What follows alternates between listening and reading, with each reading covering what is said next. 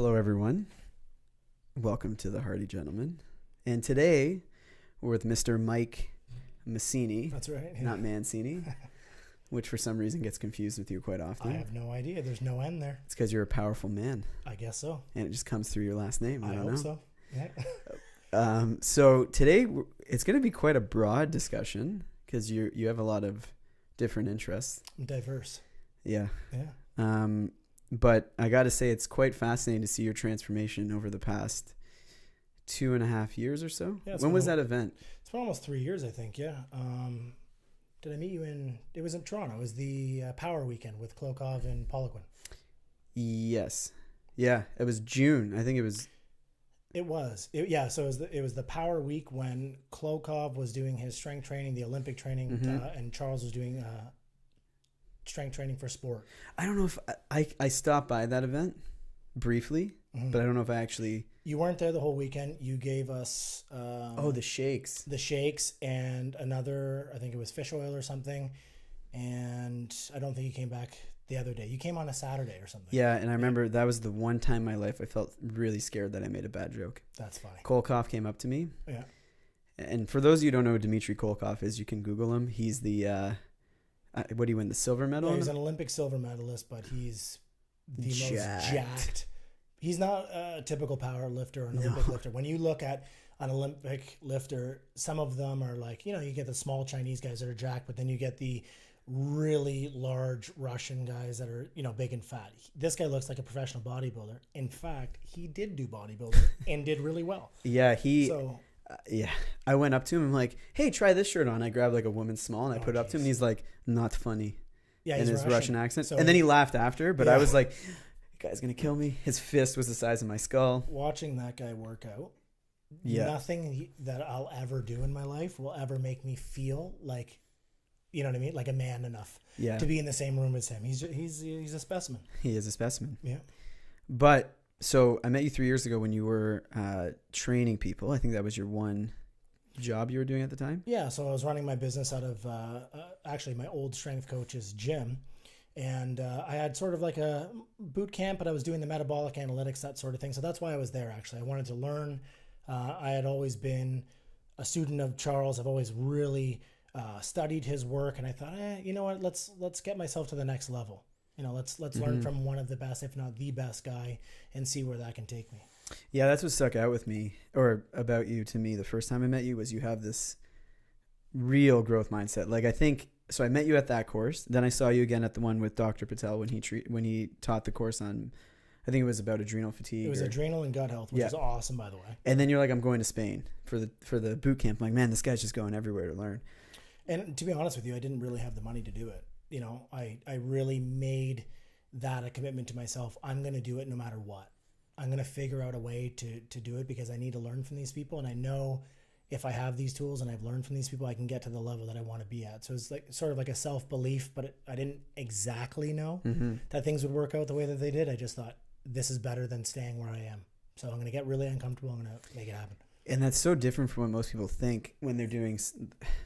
I feel with most people in self-development, they don't wait till they have that. You always hear the success story where it's like, this is my last dollar and I put it in and it's what transformed me. Right. But most people are like, oh, let me just work my life. I'll put it into a savings account. When that number gets to where it needs to be, then I'll go away and learn. Where you took the total opposite approach. Yeah, that doesn't interest me at all. So, I didn't have a traditional setting, I guess, growing up because everybody that was in my family, they weren't an entrepreneur, but they were a business owner. So my mother and stepfather, they owned a successful granite business. The only reason why it was successful is because they worked at it so hard. I didn't really like that they didn't have any time though. So I thought, I don't know if I want to be my own boss if I don't have time to do what I really like to do.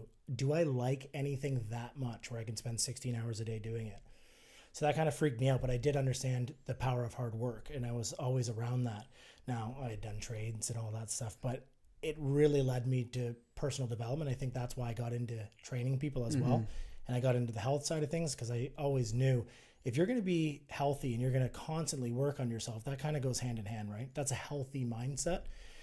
And I never wanted to just focus on one thing. I always wanted to be diverse. Why can't I learn about health and training and then understand business? Why can't I do all of these things? It's your life, right? Why can't I just do what I want to do? Yeah. So I've always been adventurous in that in that regard.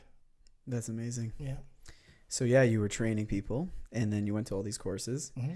and then me and you sort of disconnected a bit. Like you live close, but not super close to me that, I'd see you all the time. Right. And then I just saw this Facebook life of yours where you're traveling the world, all of a sudden your followers go through the roof.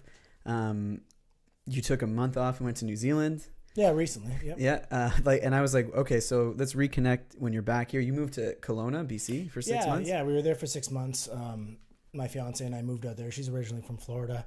And we just said, basically she asked me, where would you like to live? Where do you want to go? We can go anywhere. We make a living off of our phones. We work literally from our phones. So where do you want to go? And I thought, Kelowna is beautiful. I like the mountains. I like Western Canada and the vibe that I have out there. So we went there for 6 months, and it was a great experience.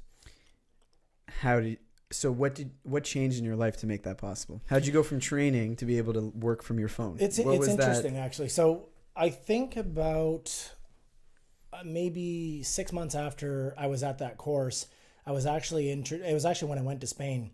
I had done this before, and I'm kind of like building this up, for the listeners. But I actually really started to understand and learn the concept of making money residually, because I thought, well, if I'm training these clients, I can only travel on my time off, and that's going to cost me money. I'm not going to be able to be making money at the time. So, in 2016 at the time, how do I create residual income so I can actually do what I want to do and that be my lifestyle?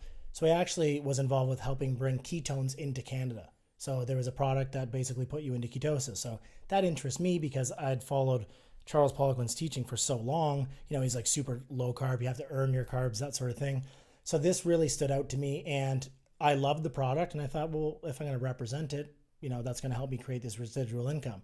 I worked really hard on it, and sure enough, it did. And that actually allowed me to go and do what I wanted to do. And that ultimately led me to becoming, I guess you can call the term, a professional network marketer. So in that profession, I really understood the importance of time freedom, creating that residual income so you have all of your time back, which is pretty liberating. And most people still work in this time for money paradigm. And even if they're doing really well, like let's say even somebody's making $200, $300 an hour, $400 an hour, they still have to work that hour to earn that cash. Yeah, that doesn't interest me. And I thought to myself, one of the contributing factors to why I chose to do network marketing, I didn't want to dabble in it. If I do something, I want to be as professional as possible, is I thought, what would the hourly wage that would keep me somewhere I don't want to be?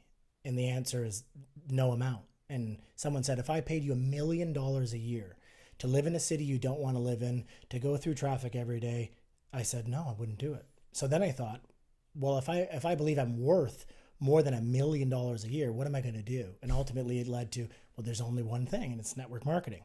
Now, and we'll get into this later, I have other passions of mine, which is coming to fruition now after 13 years. However, becoming a network marketing professional actually allowed me to do this because of the residual income. Whereas I would have to work 10 years and save and then put a down payment on something that, one of my projects that I'm doing now. So, yeah.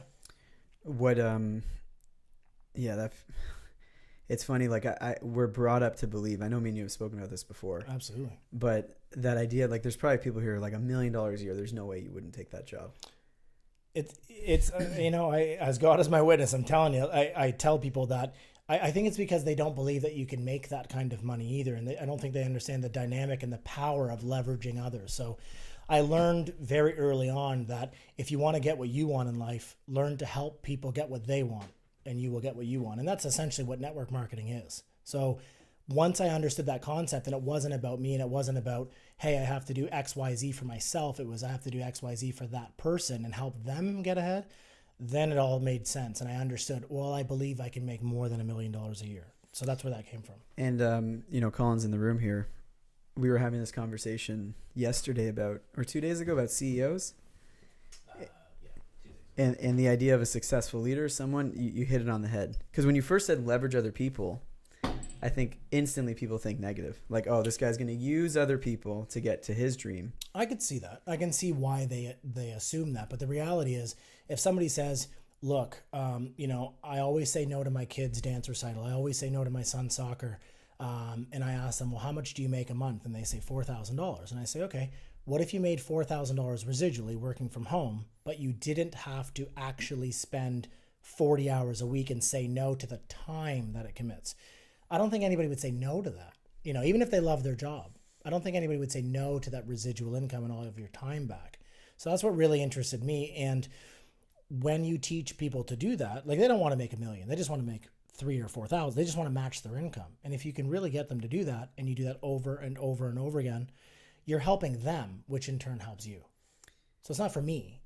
I'm literally helping them get what they want. Why do you use the word residual income versus passive? Because I often hear...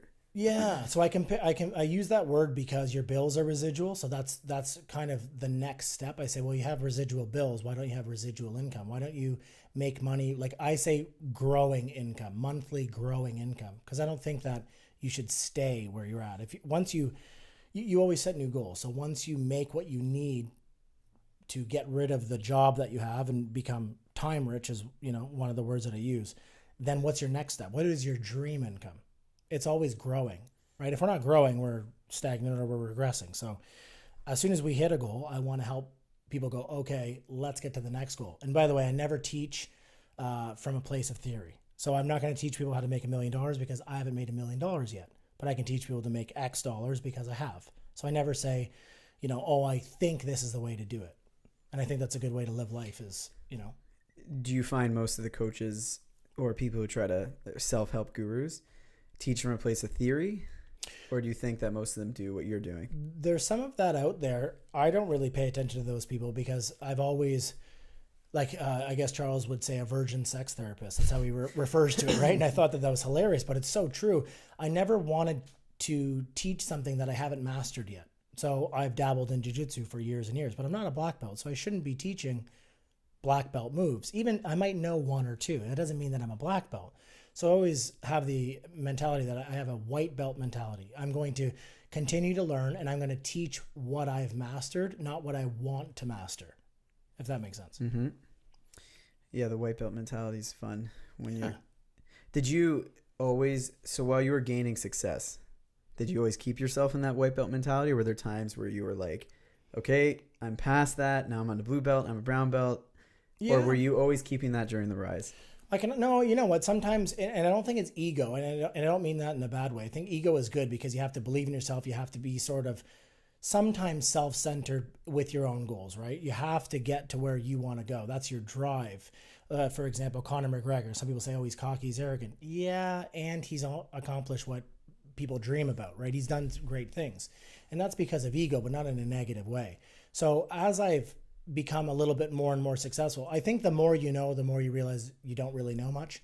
And that's very humbling. However, you do have to have a position of authority to other people, and that's where edification comes into play. So for example, if someone's introducing me to someone and they say, hey, my friend Mike is going to teach you about how to make residual income, that doesn't sound exciting. So you kind of have to have a little bit of a pedestal without the ego, right? If someone's dream is to create $10,000 residually a month, and you have, it's important to highlight that so that the person goes, oh, it's achievable because I'm going to follow the steps that this person has done. Do you see what I'm saying? You kind of have to have a little, it's very confident. It's not cocky. You have to be very confident in what you know. Who did you look up to start putting you on this path? Well, it's not just business coaches. I mean, Charles was one of them because By the way, just to clear up, it's Charles Poliquin. I know we've mentioned his name a few times. Oh, yeah. So for those who don't know him, he's the strength sensei, accomplished coach. I think the most winningest strength and conditioning coach. Oh, geez, yeah. He has more, I think his athletes have more Olympic gold medals, world records than any other coach in history. So, yeah, he's one of my mentors. Dr. Patel, Dr. Sachin Patel of the Living Proof Institute. That guy is, I think, a renegade. He is amazing. He's doing things for health that I haven't seen other people doing. So that's another one of them.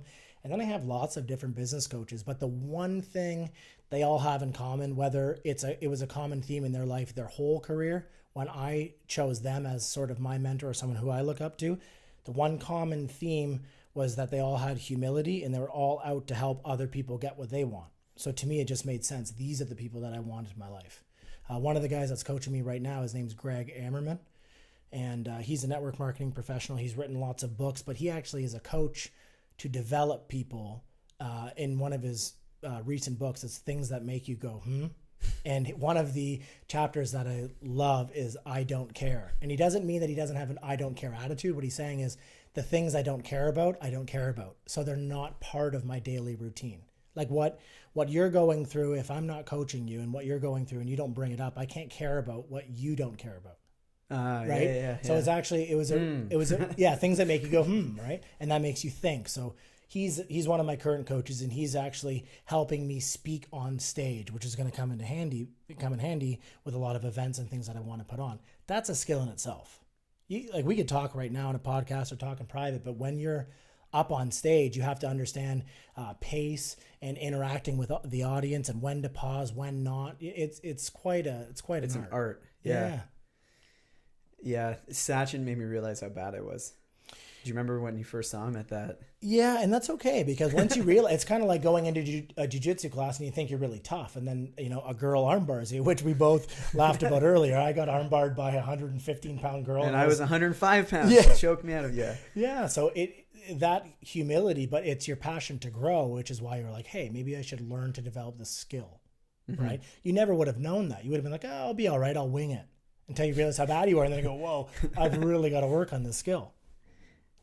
So I know, you alluded to your new project before, and it's going to help. From what you've told me, it seems it's going to help a lot of people out.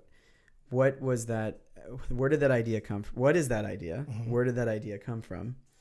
And what really motivated you, which I guess is where that idea came from, to actually keep sticking on that path? And again, transitioning from this life that you were building that seemed to give you everything you needed. Yeah, no, that's a really good question. So when I was a personal trainer, long before the Charles Poliquin days and things like that, where I learned from him, I was working at, typical gyms, right? Like I was actually working at Good Life. So I was working alongside personal trainers, and I started to notice certain trends. So I noticed that the education it was so easy to entry. I almost didn't take it seriously. Like I didn't believe in myself because it was so barrier to entry, $400 education to get in. Again, not saying anything bad about personal trainers. I think it's a great service, but I believe that the education needs to be much, much better.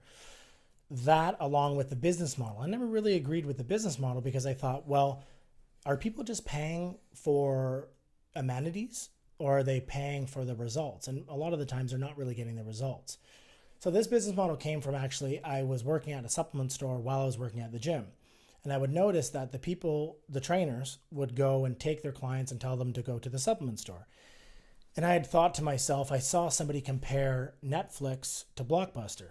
And I thought, well, the supplement store is kind of like Blockbuster, right? Because people can buy supplements online. And I thought to myself, and this is really where the concept comes into play, personal trainers, I don't know personal trainers unless they're very, very professional and it's usually about $10,000 plus on their education before they start making really good money. It's like just a general statistic. But what I thought was a problem is that personal trainers don't really make that much money, but they're actually doing a second job, which is part of their personal training job, and they're referring people to that supplement store. So if they sell thousands of dollars of supplements in a month, they don't actually make any money. They just save money when they go, on average. Some stores might pay them or have an affiliate program, but I thought that this should be something that is not only created, but made very easy for them because they're already doing the job. So why don't they just get paid for it? And this is where the concept of Biohacker U, which we'll be launching in the next month or so, this is where this came from. The whole premise is around personal trainers doing what they're doing already and helping them create that residual income. And what about the objection where, because it's weird with supplements, people feel like, you know what, I'm not going to buy it from my naturopath. I don't want to buy it from my nutritionist. I don't want to buy it from my personal trainer. Do you think a lot of trainers have that stigma in their mind where, you know what, I feel more ethical by bringing them into the store? I think that actually stems from confidence, and that's why we want to roll out an education platform where they're understanding, maybe we have functional medicine doctors that are actually teaching you why do you have this nutrient, or why is this important, or how do you incorporate this into their plan? And I think when you have that holistic approach, then it would make them a lot more confident. So they're probably not going to be the people who say, take this, take that. Into the program, the personal training client will be recommended something with that practitioner in mind. The practitioner is going to say, hey, you should take this, this, and this based on this. And actually where our company differs is that we want to do labs and genetic testing before you order supplements. So we actually know everything about you. And when you know about them, you're not suggesting, you're telling based on those genetic markers. Exactly.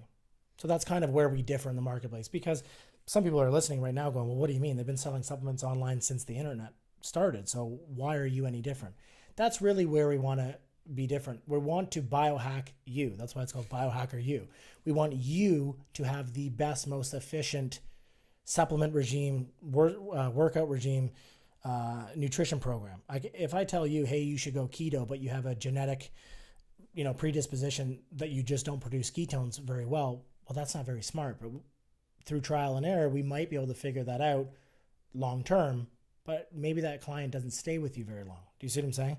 So if we know that right from the get-go, you have that person coming back to you longer, you have much better results. They know about themselves, so they feel like they put value on you.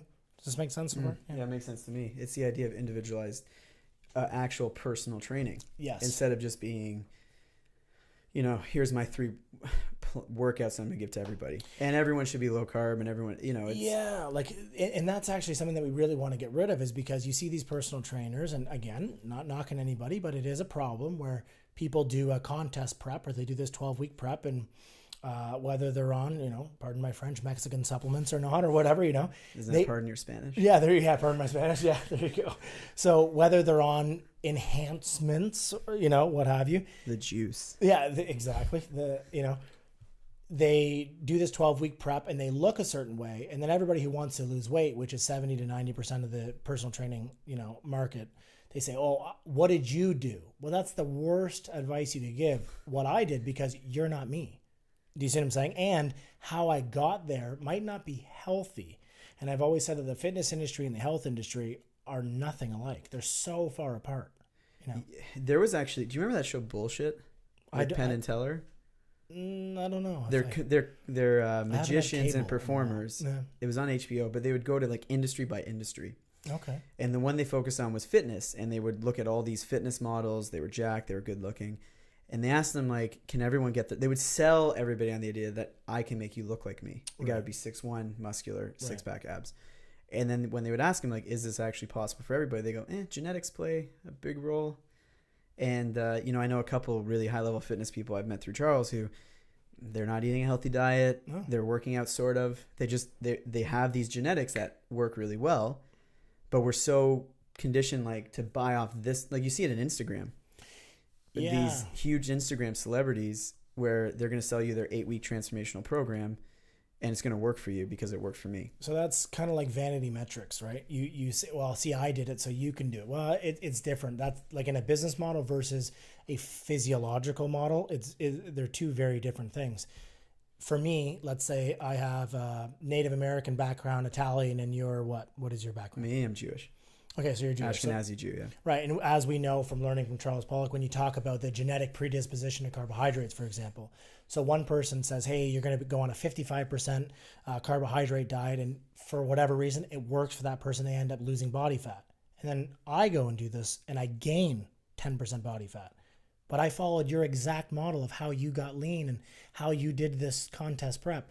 It's because you're you and I'm me. Mm-hmm. So that's where this all came from. It actually drove me nuts that people were doing these cookie cutter programs because it was causing more damage than results. And that's where Biohacker You came from. If we know about you genetically, we don't have to guess anymore. You don't have to waste money even on supplements or programs. How many trainers, in your estimation, give people the cookie cutter program? 95%. That high? Yes. Because if you look at, the communities of the elite trainers, there's only several hundred people in there. So if you're looking at these groups, there's only several hundred, and these are worldwide. Mm-hmm. So you think of how many personal trainers there are, millions. So there's only several hundred in these elite groups. It's like, I would say 95.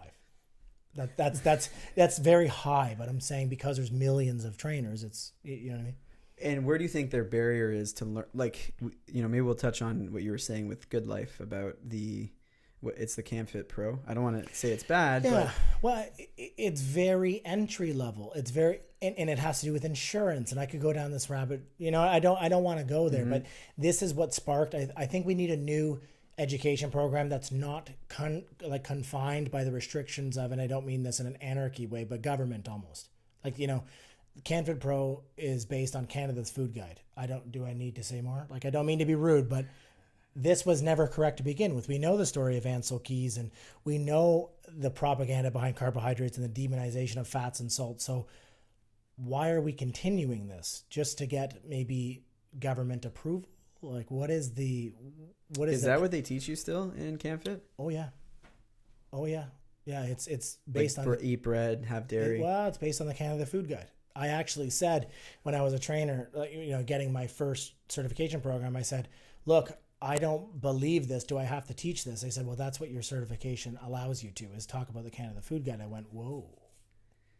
Like, what would Charles say about that? What would Charles Poliquin say about the Canada Food Guide? I can't say his proper words because it might offend people. Exactly. But I mean, if you ate that way, and a lot of people do, isn't that why we are seeing the problems we're seeing in a lot of people's health, or at least a huge contributing factor? Yeah, it seems to be a common trend on this podcast. We keep hearing. Mind if I just interject here? Yeah. Since we're on the Hardy Gentlemen's, can I get any biohacks for men? Oh, absolutely. Hardier gentlemen. Absolutely. Yeah. No, that's very good. Yeah, so let's get rid of the traditional. What would you do? Yeah. Okay. Well, first thing is magnesium, and again, I'm paraphrasing and taking a lot of things that I've learned from Charles, because that guy's the master of not only body composition but human performance. So magnesium is huge. I think that people underestimate the importance of magnesium. They don't understand how many hundreds of functions in the body, but people will say around 300. Well, there you go. Yeah. So what kind of magnesium? Oh, I bought it from, Shoppers Drug Mart magnesium. Well, now we're talking about bioavailability. So there's a few brands that I like. Obviously, DFH is one of them. ATP Labs has a good Sinner Mag. Magnesium is so important because of the functions, but most people actually get injured because of magnesium deficiency. So even if you look at top athletes, you look at like 90+% of top athletes, when they do a muscle biopsy or anything like that, they're so depleted in magnesium. Here's the other thing. If you have a high carbohydrate diet, you use more molecules of magnesium to digest those carbohydrates. So you're already depleting yourself of magnesium. You're not getting it from your food because it's not in the soil. Magnesium's one. The other one is zinc. And we'll get into that in a minute, yeah.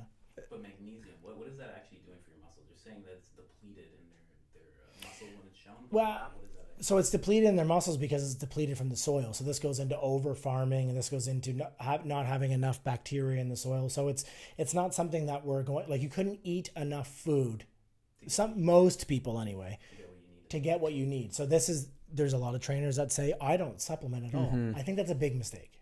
I think because we just don't live in the world that we used to, exactly. So, yeah, you can only lose. That's entropy, right? Everything tends toward disorder. So we're only losing nutrients. We're losing energy. We're always losing things. So you have to add it back.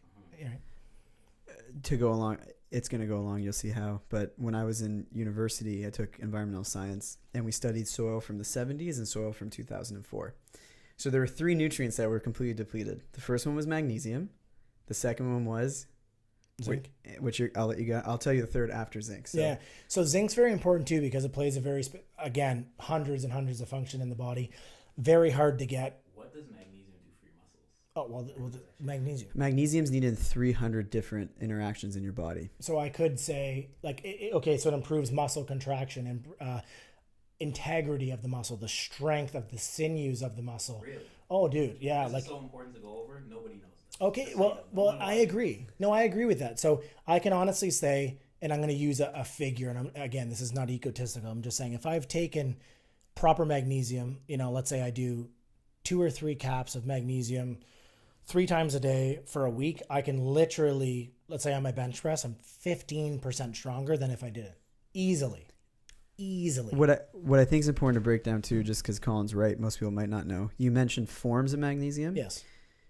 Do you want to elaborate? What does that mean to somebody? What's a form of magnesium? Isn't magnesium just magnesium? No, yeah. So just like potatoes aren't the same as bread, and olive oil is not the same as fish oil. So there's different kinds. So the main ones that I try to get are bisglycinate, malate, and therinate. And so the different tissues absorb. So I always mix this up. Is bisglycinate the one for muscle tissue, and malate is better for? So I always mix the way up. that it works. If I were just to give you magnesium in a pill, your body would be like, "What is this? I don't know what this is," and nothing would happen.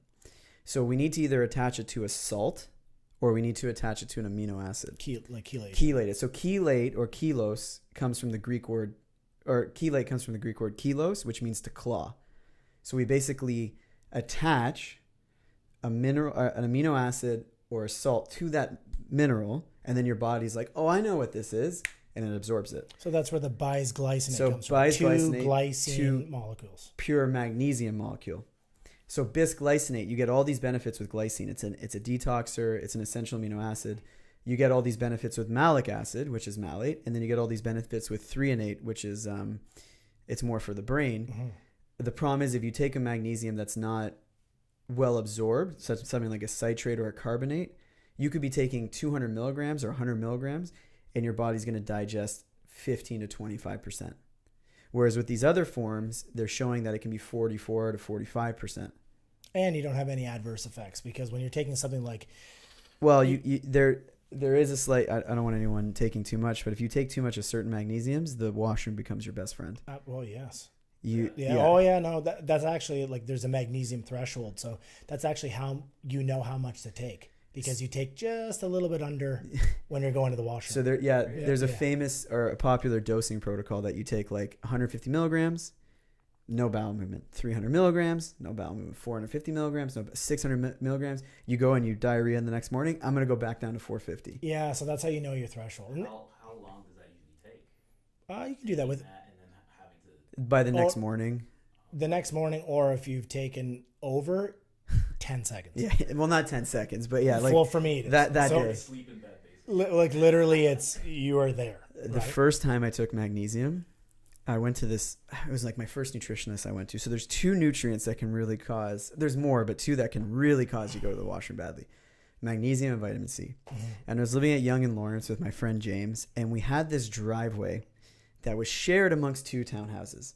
So you drive in and then you go on the right side or the left. At that time, I had a 1997 Jaguar XJR that was so wide that if I moved the steering wheel an inch one way or the other, the window would come off. Like I had to perfectly back out. So I take 1,200 milligrams of vitamin C in the morning. Oh, jeez. And I take 450 or 600 milligrams of magnesium citrate, which is the one.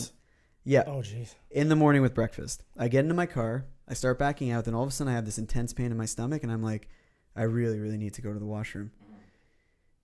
Then the woman starts pulling out, my neighbor. And I can't focus. You were blocked. Well, no, it was coming out. I wasn't blocked. And I tried to turn my wheel and I smashed my side mirror because I had to go to the bathroom so bad. I run into the house. We had one washroom. My roommate was using it. It was the most torturous experience. How many times has this happened? People get into car accidents because they have to use the washroom so much. I don't think magnesium's a culprit, but this happens. Yeah. So back to like. We run off on. Anyways, yes. That's the actual applicable advice. So yes, magnesium. Yeah. But now also it has to be coupled with something when you take it. Well, you just have to have you have to have a good form of it, is what we're saying. It's all in one pill. Yeah. So it's already done. Like, so for example. No. Two of them will sometimes, yeah, but more likely than not. You more than often you want to take like I'm just taking a bisglycinate, then I'm just taking a malate, then I'm just taking a threonate. So you don't want to mix these forms. Well, you can, but for example, threonate helps cross the blood-brain barrier, so you want to take that at night because it calms you down. Okay. Right. But I think this is proving why a platform like Biohacker U is essential. Somebody said this earlier today. So I was talking to a trainer, and he said, "Do you realize that nobody knows this stuff?" And I said, I just learned it from other, and he goes, yeah, but that's why your platform makes sense, because as a trainer, I don't know that. So I tell someone to take magnesium and I Google 100 or 1,000 milligrams a day and they go take it, which by the way, again, because I'm a student of Charles Poliquin recommends for an active male, 4,400 milligrams a day. If you took 40 of magnesium, if you took 4,400 milligrams of magnesium and it wasn't the right kind, you would never leave the toilet. You would never. You'll paint it brown.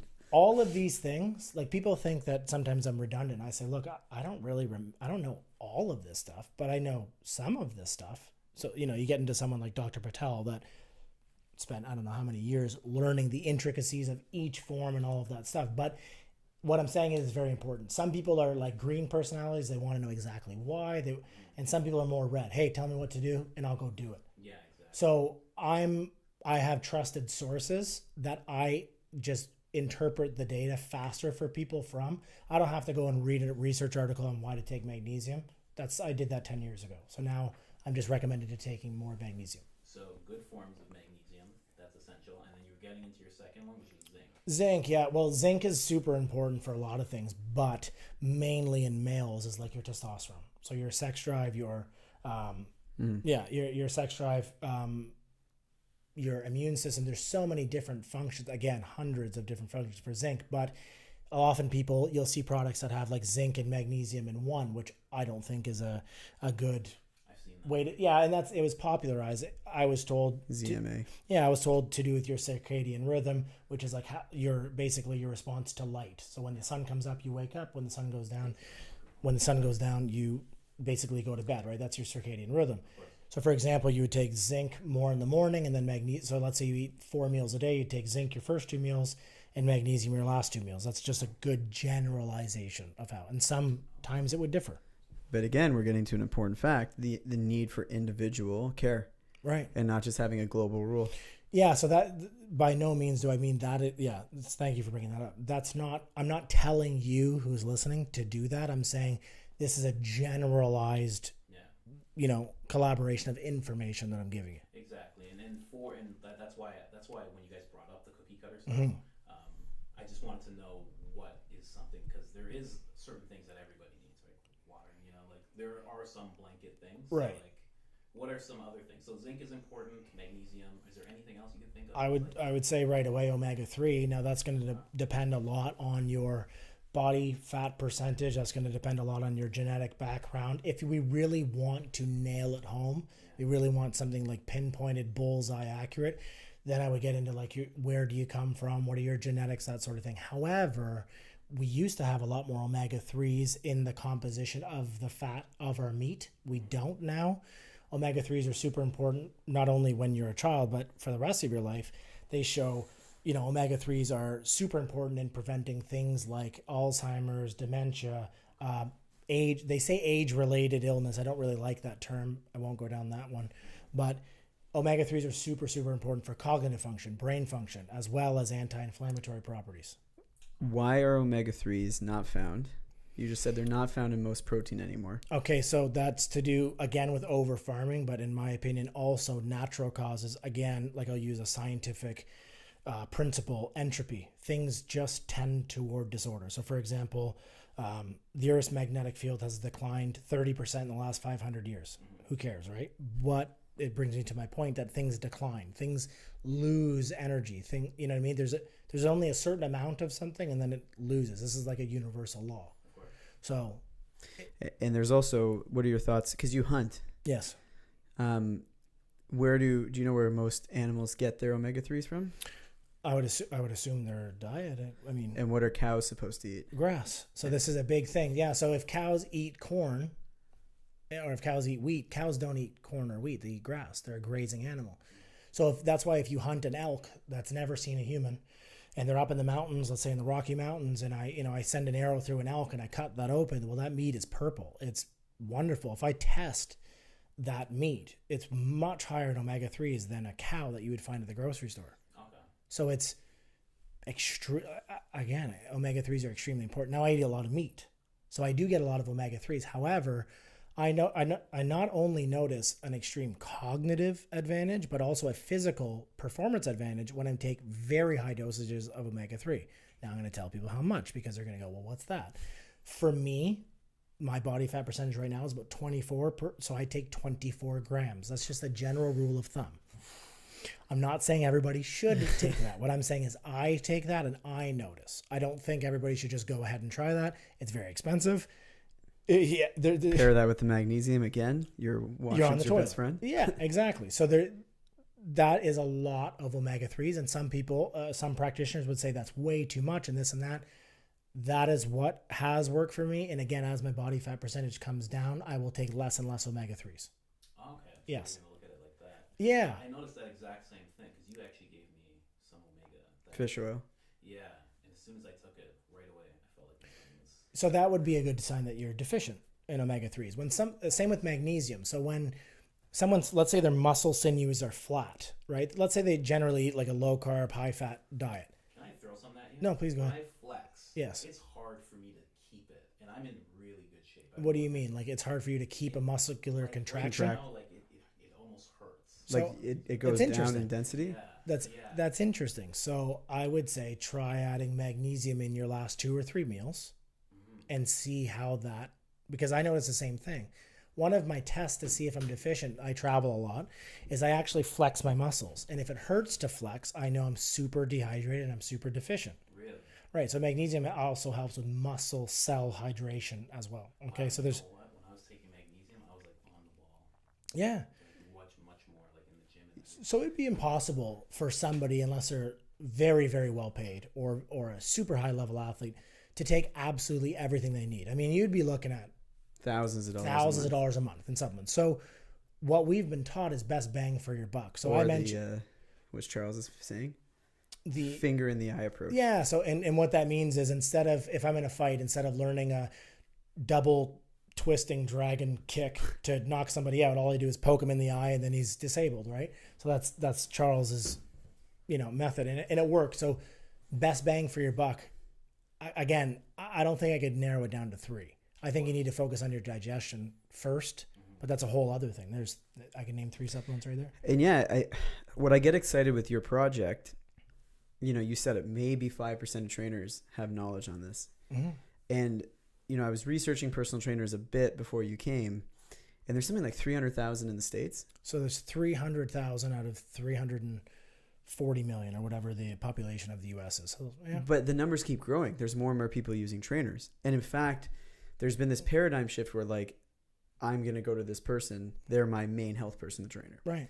You bringing up this knowledge, what profound effect will that have? Like, let's say you can convert another 5. You double the amount of trainers that have this knowledge. You bring another 5% in. That's exactly the approach. So and again, in a non-egotistical way, I understand the propensity of this project. What it can do is, if, let's say, over the next 5 to 10 years, 100,000 trainers, maybe they do this course. I'm being, super advantageous in my approach. I'm just saying 100,000 trainers that have 10 clients on average each, just changed 1 million people to understand what the right way of doing things is. This could have a massive effect on all industries, fast food industry. Think about this. So in my opinion, it is my baby. Biohacker You is something I've wanted to do for 13 years. Is coming true right now. I do believe that it's going to affect millions of people positively. I really do believe that. Well, even if you only get 1 million people, everybody interacts with more than just themselves. Exactly. What do you do to pinpoint things? Because you keep referencing to asking people where they're from, their backgrounds and stuff like that. How do you guys actually pinpoint stuff like that? Do you mean on the actual platform? Yeah, like how do you guys actually go about personalizing it for somebody? Well, right now we're still in the developmental stage. So that's something that we're going to bring up, and we're definitely open to suggestions with that. And I think it's going to depend on a lot of different factors. However, I have sort of an idea of what I would like to do with that. But the main thing that I want to differentiate from is that people do their genetic testing first. So if you do your genetic testing first, now I know what to do first instead of trying things for a year with a client. So not only the business model is twofold. For me, I'm helping trainers become better trainers. I'm helping people have better quality supplements that are not on the shelf typically anywhere else. The other thing is that I'm helping a trainer not only make more income, so they have less stress, but they can do their job more effectively through our educational platform. If I can do that effectively, you're going to see a massive change in our society. You're going to see people more healthy, more aware. Maybe there's a decline in fast food. Maybe there's more readily available healthy food because the population is asking for it. That's how my mind works. Now, that's a huge, lofty goal. That's not something that's easy, but I believe it. That's a win-win-win-win-win. Right. I believe that. And I believe if people are healthier, they're happier, right? We could go down that whole trip. If people are eating well, then their gut is healthier, then their neurotransmitters are more favorable. They're thinking better. Relationships are better. So I believe healthy is the way, but knowledge is first, but knowledge not applied is useless, like Charles always says. So if knowledge not applied is useless, but you don't even know the information to begin with, it's still useless because nobody knows it. You don't know So we need the platform to get it out there. So really what Biohacker U is helping trainers become better versions of what they want to be so that they can convey the message to those other people. It's a community. I really respected when you said it. It's not you teaching the trainers. You're like, I'm going to go, well, go ahead. Right. Yeah. And that's the whole thing. So just because let's say I'm the CEO or the owner of this company, I know enough to know I don't know enough. So what I want to do is get the best of the best. So I would love to see Charles doing some sort of help design the strength training course. I would love that. I would love if Dr. Patel or, somebody like that was involved, because they are the people who I learn from, and people say, where did you learn this stuff? But maybe they don't have $5,000 or $10,000 to go learn it. So don't we need something where we can condense the information and give it to the masses versus the elite people? Do you see what I'm saying? 100%. And that's really where the idea came from. I want everybody to know this stuff, but I'm not the teacher. I'm bringing you to the teacher. I'm bringing you to the lesson. Yeah. Speaking of teachers and lessons, hardy gentlemen again. There's going to be on the lower end of our demographic. There's going to be some people who are actually getting out of high school or probably wrestling with dropping out or this or that, going into college, wrestling with that thought. What are some things you did to replace all this missing education? Because I know for myself, I didn't graduate either. I did grade 9 and that was it. And then I replaced it all very meticulously. So what did you do, some things to replace all that education? So I never had a problem with learning. It's what I was learning and where I was learning it from. So I would always, like when I was very, very young, and I had a very strict upbringing from my father's side, he always used to say, you need to become a professional student. And he always used to have good lessons, but say it the wrong way. And I think what he meant by that was ask really good questions and learn often. And that's true. I like to grow. I like to learn. I like to be in a room where I'm not the smartest person so that I can go to my audience and convey the message. But I always say it's not my information. So what I did was I found the best of the best. So for example, my strength coach who I was running my personal training business out of was trained by Charles Poliquin. And then I learned from him. And then I thought, well, if he learned from Charles, my dream is to learn from Charles. And then I became taught by Charles. But as we sit here today, I'm not a strength coach. So people could say, how did you spend all of that money and all of that time learning from the best strength coach in the world, but you're not a strength coach? Because I realized that I'm never going to be as good as him. I want him to teach it. So I'm going to lead people to him. Mm-hmm. So I know enough to know that I don't know enough because he knows it. So I want people to have the best of the best. So back to that weight belt. Yes. Yeah. And in business, I'm always around people that are where I want to be. So Charles was doing what I wanted to do. Dr. Patel knew information that I wanted to learn. My business mentors, they've already done it. So when people say, how confident are you that you're going to achieve your goals and your company is going to be what you want to be? There is zero doubt that it'll be there. That's why it's happening, because there's no doubt in my mind. I actually act in my day like it's already happening. Yeah. It's called I just learned this actually. I was at an event and a guy created a word, affirmations. So an affirmation is I am rich. So if I am poor, but I say I am rich, immediately my mind goes, no, you're not. Right? Try it. If you go, I am rich, and you're like, well, I know I'm not rich. Right? However, if I say something and your brain doesn't work in a sense where it's not thinking, but what we learned is if you say something called an affirmation, again, Greek word firm and form, if you say, why am I so rich? Mm-hmm. See, automatically my brain goes, well, because I create residual income, because I help people get what they want. See, I can start to think now. Why am I in shape? Well, because I don't eat bad food. I don't smoke cigarettes. I don't drink alcohol. The Socratic method. Right. So an affirmation is really, really important. But I was doing this before I knew what they were. And I act like I'm in the position I am. Like, for example, when I just started, you're saying you saw me on social media. I wasn't lying. I wasn't like making myself, but I said, I don't have money. I'm going to work overtime. Then I'm going to travel. And I'm going to act like I do this every day. Yeah. And sure enough, I do this every day. For anybody watching, it's a big difference between fake it till you make it and what you're talking about. Yeah. So I don't agree with that at all. And I've heard this, and I've heard trainers say this to me, I don't know nothing, just fake it till you make it. And I thought, no, because I'm not fake. I can't do that. It's not about making money. Like, you need money, you definitely do, unless you inherit something and you go buy land, you live off grid, you never have a bill ever again. Well, that's amazing. That's actually the end goal. But I'm still here and I still need to work in a sense to create income. It's not about money. It's about how I make the money. So if I'm me and people like me, there's a lot of people that don't. They don't follow what I do, and that's okay. I don't want them to, and I don't want $1 from them. I want people who want to know and want to know what I have to say and respect what I have to say to be a part of that community. And that's all. I'm just me. I want to be where you're celebrated, not tolerated. Well, exactly. I want to explore that a bit because me and you have had off-camera conversations about that. How did you get over that fear of letting go of things that don't serve you or people that don't agree with you? Because as you know, most business owners, the customer is always right. You always have to do what they want.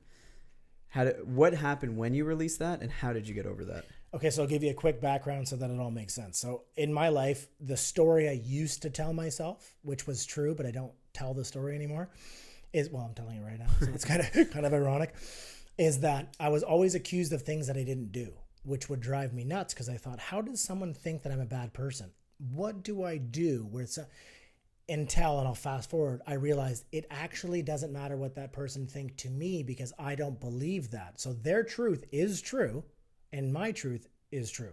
The difference is if I remove that person from my life that does no good, serves me, does not serve me, then my truth is my truth and I can go on and serve more people. But the moment that I realized that, for example, I prayed to God to get rid of my enemies and I lost all my friends. That's a famous quote that I learned. It's very true because the people that were around me when I was saying, so remember, I'll be 30 in 3 weeks, 30 years old. And when I was 17, I was sitting around a supplement shop in my gym saying exactly what I'm saying now about, it wasn't called Biohacker U at the time, saying, well, Blockbuster is like the supplement store and Netflix is, what I'm trying to say. And I was saying these sort of ideas and people would say, well, that's crazy. See, but if I believed them for so long that none of this ever happened, it's only been really 2 years that I've removed everybody that doesn't serve me. And sure enough, what's happening? We're about 30 days away from it happening. So the number one life lesson, if someone asks, because they don't give advice if they don't ask, if they do ask, what's the number one thing that helped you become successful? I am really good at removing people who do not serve me from my life. Block and delete. I literally will break up with friends like you would a girlfriend. You have to. I'll literally be like, listen. You have to. It's you, it's not me. Yeah. This is why, and maybe in the future you'll be able, but for right now, I got to do what I got to do. Colin's been a good, you've been a good inspiration to me to have those hard talks. Like, They're the best. They're hard to do when you're like, is this really serving me right now? But when you do them, you're maybe a little bit upset, but then it's the best decision I've ever made is to remove people that do not serve me. And by the way, including family members. Yeah. And that's something that people don't agree with. But the thing is, you're either negative or you're positive. You either serve me or you don't. And you have to be a little bit selfish because if I'm not selfish and don't accomplish the goals that we just spoke about, how do I help millions of people? Yeah. I mean, imagine you had like cancerous things and you're like, no, keep that one. I want that one. You can't. That one's special. That was like the first one. I have to keep that one. No, you cannot do that. Yeah. Removing people as fast as possible. So for example, if I see somebody on my social media that is just combative, it's not like they're asking questions and they're generating good conversation, but I will message them. I will voice message them and say, how's it going? Yeah, sorry. So you've been commenting on my, on my social media. It's a very negative message. It doesn't vibe with my tribe here. I'm just letting you know, no hard feelings. Good luck in the future. I'm going to remove you. And people get up. I have had, and this is, so I'm not going to name names. I'm not going to say anything, but I have had people who are supposed to be in a very professional position freak out and go on total slander campaigns with tens of thousands of their community simply because I unfriended them on Facebook. I think people just go off the rails. I don't know where this comes from. It happens a lot, and Dan Pena. Yeah. Like I actually started this from like something that he said. He's like he trained some millionaire guy, and he's like, this is what you have to do. He's like, want to get rid of the people. He's like, you're gonna go onto your voicemail. And you're gonna say, change my number, and if you don't have it, go to hell. Like, that's the message I want you to leave, and that's it. And I mean, that's abrasive. That is, but like Dan Pena is very abrasive. Right, but the message is the same. If you're like, so for example, people go, oh, I didn't hear about what you were doing. The subconscious message is because you're not in my life to hear about it. But I want to defend you to people who think that you just do that quick, because me and you had a little thing about the whole Bitcoin thing in the summer. Right. And we disagreed on something, but you were just, it wasn't a slanders thing. You were like, oh, we're having a conversation. It's not like you just deleted me and were like, okay, Jordan disagrees. No, and I stated that. Yeah. Like, and I didn't know, and I admitted, I said, I don't really know much about it, you know? So. But then you asked me. Exactly. That was the big difference. Yeah. You were like, but tell me. You weren't just like, you don't agree. Yeah, no, I want to know. Like, first of all, when I have a debate, and I get into lots of debates, because if you believe passionately about something, you get into debates. So I get into debates, but the first thing I ask somebody is, one, do you want to know the truth? And that's people's question, they go, wait a minute, am I just biased to be biased, or do I want to know the truth? Especially when it comes to things like religion and politics, and, you know, that gets really touchy. But I say, do you want to know the truth? And the second thing is, are you okay if what you believe is wrong? And remember, it's not your theory. You believe the theory. It's not yours.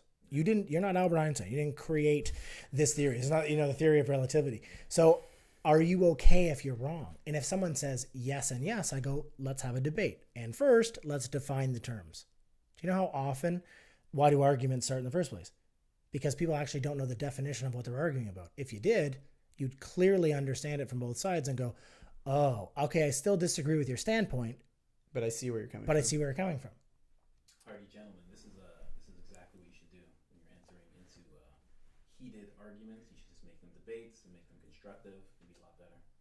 Yeah, and okay, I'm giving a lot of advice here, but it's very, very true, and it's very relevant. I'm asking. Yeah, do you want? So this is a question you have to ask yourself: do you want to be right, meaning do you want to be correct, or do you want to produce results? Now here's something.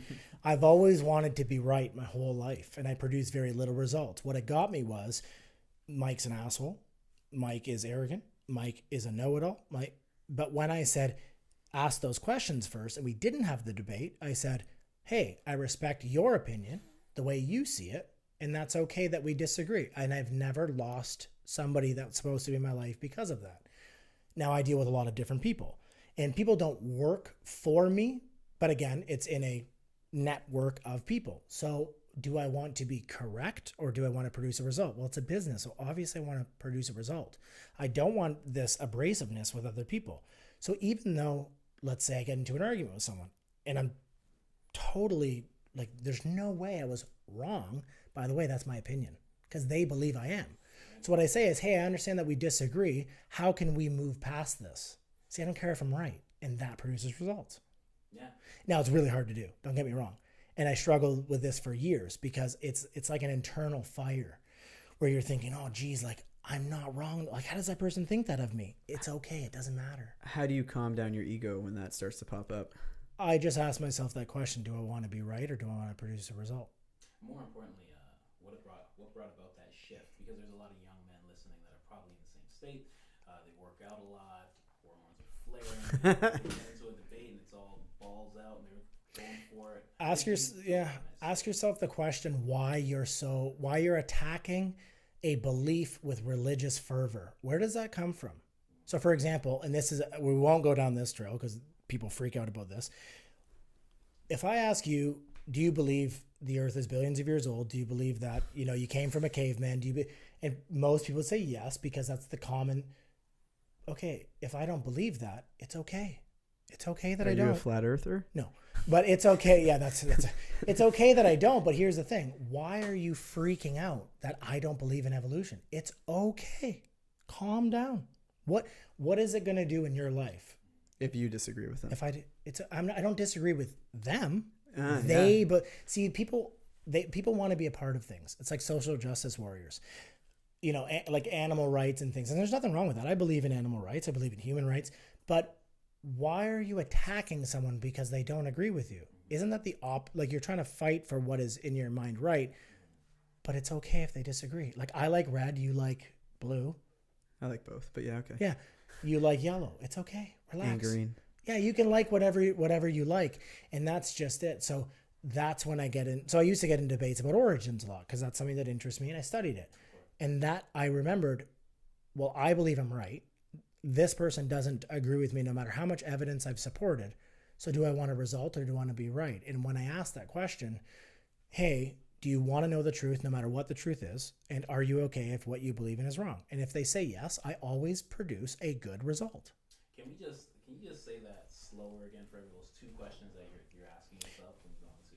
Yeah. So if someone says, I can't believe you're a Trump supporter or something like that, right? And it's like, we already know where this is going. Are you okay if what you believe is wrong? Right. So are you okay if what your standpoint is wrong? And do you want to know the truth no matter what the truth is? So that sets up the conversation for, why am I so aggressive about, like, what, and people, I will tell, hey, calm down. It's okay. We're just talking. What is the response of somebody? Have you ever had someone who's so heated and you go, hold on a second, and then you ask those questions? How do they respond to you when you do that? They don't like it because they're already heated. But what I generally do, so this is why I get people to define terms. So for example, if we were having an evolution creation debate, that's like, whoa, that is, holy geez, like street fight conversation, right? And I just said, and you said, oh no, I believe in evolution. How can you not believe in it? And you freak out. And I say, okay, how old is the earth according to your theory? And you can't answer the question. I'm setting them up. Maybe not that, okay, I'm proving that creation is true, but they know that they don't really know enough about it to even argue in the first place. So if I ask them questions about what they don't know, the conversation's over in 2 seconds, because you can't answer the basic questions that I'm talking about, right? It's like about fitness. Are you kidding me? You absolutely need carbohydrates. They're so essential. Your brain won't work. Okay. Do you know what ketones are? No. I already know there's a gap missing. Well, do you know that you need essential amino acids coming from proteins and essential fatty acids? And there's no such thing as essential carbohydrates? It's like this conversational biohacking. Well, this is it. Are you going to be teaching that in your course? Well, the thing is, I want to teach people how to operate a business as well. And I think that they need to know how to manage themselves first. So you need to work on yourself, and then you need to learn how to manage other people. And a lot of times you don't have to, I don't mean manage people like you're going to delegate and tell them what to do. I'm saying manage expectations. So for example, let's say orders go through, business is so successful and products are back ordered. Do I please the customer by saying it'll be there tomorrow, even though we know it's going to take 3 weeks? Or do I not take new orders because I know it's going to be 3 weeks when it's normally 2 days? Or do I say, hey, thank you very much for your purchase, or let them know in advance, hey, we're actually back ordered due to massive growth. Isn't that amazing? I understand that you want your product soon. Are you okay with waiting? They say yes. Conversation over. Setting the tone. You set the expectation. You're managing the outcome of the conversation. Because if they say yes, you can't complain that it was 2 weeks. You know what I think you should do? I think you should apply this to relationships. Teach guys how to win arguments. You know what's funny actually? Yeah. One of the things that I want to do. Biohacking One of the things that I want to do in the future is I want to take people who, and again, this isn't a cheap thing. So my time is valuable. So it's not like I can just take a guy and do it because I feel like doing it. I want to develop a business. Maybe they're not healthy, maybe they're not in shape, but they're, let's say, a pretty successful guy. And they think that if I drive this car and I wear this watch, or if I have this money, then the right person will come to me. Well, what if I taught them that, first of all, you need to love yourself? And this is true. I'm not just saying this, because until I love myself, I couldn't find the love of my life, which is Cassandra. So as soon as I did, she came into my life in 2 seconds, because you're just vibing at the same frequency, right? But I would like to teach guys, and I was chubby my whole life. Not that I'm ripped right now, but I was chubby my whole life. So it's not like I was this ripped football star, you know what I mean? But I was always very confident. So I believed that I was great, and not an ego way, but I believe that. So if I can teach people to become healthier, and you know, this is where Biohacker U comes into play, but I can also teach them to love themselves first. Like, what's really going on with you? Like, why don't you believe that? Well, why do you eat crap? Do you not respect yourself? You know, and we get to the root of the problem, and they start making positive changes. They'll actually attract the right kind of woman in their life, a wife material versus the hot woman. That's not, guys, we see blonde hair and a short dress and we get all excited. Yeah. They could be the worst person in the world. Yeah. They could be horrible. They could, you know, and if I'm, again, look, this is just me giving advice now. I don't know what's going on. Mike's giving advice. But if you want to look for, if you want to look for a good woman, get to the conversations that people don't want to talk about, because I'll explain this. If you're Jewish, if that's important to you, it might be, it might not be, but if somebody is totally countercultural to that and you start a relationship and you didn't ask that, like you're like, oh, I like this girl, she's really nice, but you didn't ask that and she's a devout Catholic, it's probably not going to work because she's a devout Catholic and you're not. Doesn't even matter what you are. I've been in that boat. Yeah. So what I literally, I would go on dates and I would ask, do you believe in God? See, that's important to me. It's not important to everybody, and that's okay. But I would ask that question. If they said, no, I'm an atheist, I'd go, check, please. Because where is it going to go? What if I'm not going to change my stance? I believe in God, or how important is health to you? And they drink their 5th beer. Well, it's date's over. Do you see what I'm saying? It seems to me you have this same mentality everywhere you go. You don't settle. There's some more advice. That's exactly it. Don't settle. You have to believe in your greatness. If you don't believe that you are great, there's no ego about it. You're here for a reason. You're not here to meld in. You're not, I hear people talk about, how we're actually bacteria. You know what I'm talking about? All these things. That's important, and it's true. I get it. Like, we are biologically a bacteria, but you're also a conscious being. You're also a good person.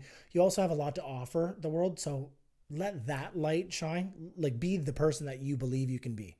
And if you do that, you're going to help somebody. What if it's one person that you help because you believed in what you believed about yourself?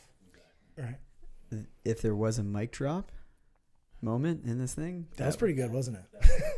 That would not be it. But it's okay. You can pat yourself on the back for that. That's okay. It's always good to do. Pat yourself on the back. It's a good practice. Yeah. I think it's good to end it there for today. I definitely want to have you back. Absolutely. It was a lot of fun. But I think we got some stuff we can explore a little bit deeper next time. Absolutely. Go through everything that you have going on, all socials and websites. Yeah, so currently right now, I actually like the Facebook model. I think that Facebook is a really good platform. In a lot of ways, a lot better than just a website because you have a community there. So you can find us on Facebook at Biohacker U. It's a closed group, and we keep it that way because we want people to be engaged and part of the community. So there's a couple of questions to answer. Answer the questions, join the group. There's lots of really good information like what kind of magnesium, how do I take it? Also, the Biohacker U store is coming soon, which is really important because you can't get the good quality magnesium at a lot of places, and now you can. We're making it available for people to do. What was your ETA? You said around 30 days? About 30 days, yeah.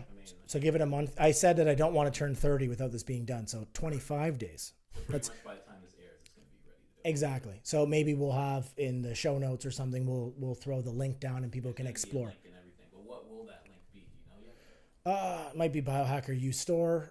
What we'll do is we'll put it in the show notes because we're going to air this later. You want to see what you're going to do? Yeah, because I don't know. It could be called anything. But anyway, that's what we're working on now. We're also working on a couple of properties around the world and really cool destinations, one being Mexico. So the one that I can talk about is Mexico. And essentially what we want to do is wellness retreats. We're also going to get into mindset retreats. So we might have some of the coaches that we spoke about, that's a dream of mine, to come and teach down there. And anybody who's interested in self-development, like a lot of us are, they can come down there and do these wellness retreats or these seminars, either business or health or both. Right now, that's what we're focusing on. I Cassandra and I aren't married yet. We do want to get married, so that's got to be in there sometime because we definitely want to do that. We put it off this year because we were so busy. A lot of travel, so we're going to be traveling a lot, and honestly, just enjoying life. You're not guaranteed the next day. Today is an amazing day. If you're listening to this right now, whatever day it is for you, whether it's morning, night, you got to really learn to do what you want to do, what makes you happy, and be the best version of yourself, because you're not going to get this day back, right? You only have one Tuesday, the 15th or whatever it is of this year. And one thing that I was taught is that think of every time that you're doing something, not as a sense of urgency, but think that there's an hourglass and the sand's always dropping and you don't know how much sand is in the top. There's a veil over the top. Yeah. So how important and how much more would you get out of life if we really had this conscious idea that you're not guaranteed the next moment? Would you really be afraid to talk to that woman of your dreams? Would you really be afraid to go and do what you want to do? No, you wouldn't. So use that. There is an hourglass. Life's not guaranteed the next day. Let's just be the best versions of ourselves. We're done. End it. Perfect. Good stuff. Thank you, sir. That was amazing. That was awesome. That was great. That was